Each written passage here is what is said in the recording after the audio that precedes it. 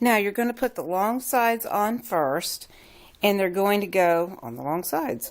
And if you're using a home machine, a single needle, then you're going to be on the left side. If you're using a multi-needle, it's going to be turned this direction. You're actually going to be on the bottom. So what you want to make sure with this is that they're going to be facing down and going with the scallops going towards the inside of the placemat.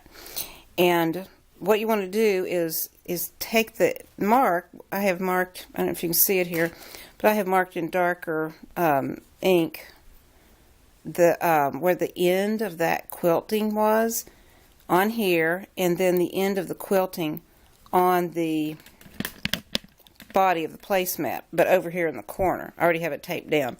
So I've marked that with darker stitches, darker lines, and now I want that to match up. When I take it to the machine, I'm going to have the needle directly over this stitch line, the outer stitch line that is on the back side, and since the bobbin thread was white, it's hard to see, but it'll be this line, this last stitch line, or I should say the furthest stitch line to the left towards the raw edges.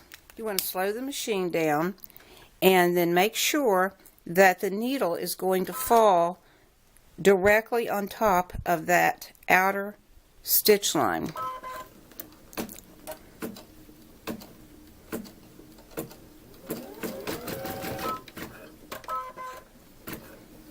And then you just want to hold that. As long as you get it started properly, it will line up. If you don't get it started in the right spot, it could mess the whole, all the different strips, because they all have to match up. So it's going to come down to the bottom, and it's going to stop at the corners there.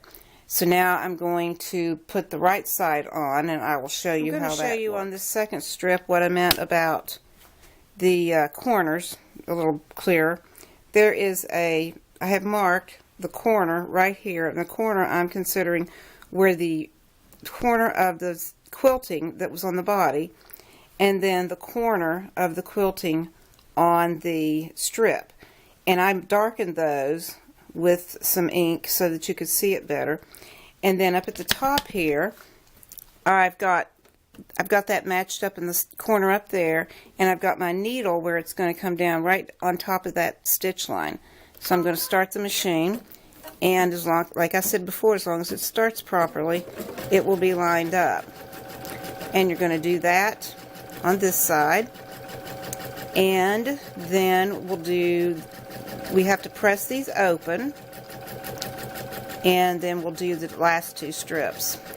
Now, we had to press open the two strips that you've put, the two long strips, press them so that they're out really well, because these other strips have to lay on top of them. So now you're going to do the same thing, marking your corners and matching up your corners down here. You're going to turn the scallops going facing into the center of the placemat body and right side down. So now when you match this up, you're going to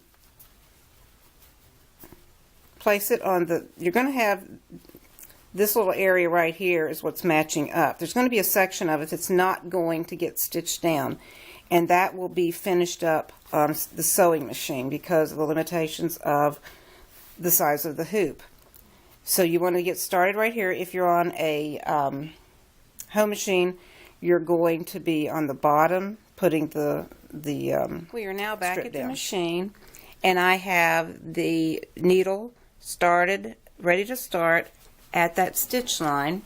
Just as before, we will start the machine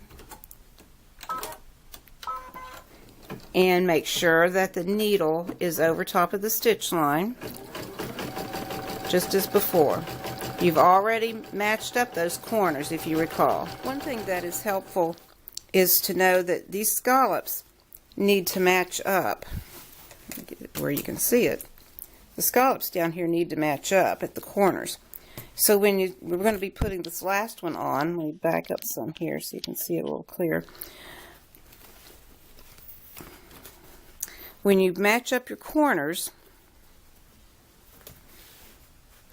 your scallops are going to be matching. So you want to just make sure that those scallops are matching and your corners are matching at the ends of each quilt section. Now we are back at the machine again. The last side strip, I've got it with the needle waiting to start stitching at the stitch line.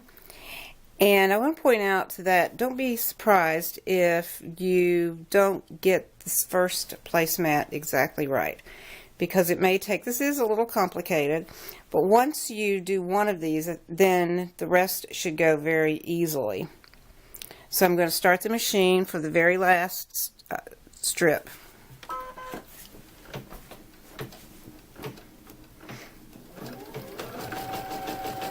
As before. On this placemat I've gotten a little fancier than the others, and we're going to add a candle wick motif stitch all the way around the perimeter of the placemat. Now as you can see, I have pressed open all of these strips so that they're laying flat.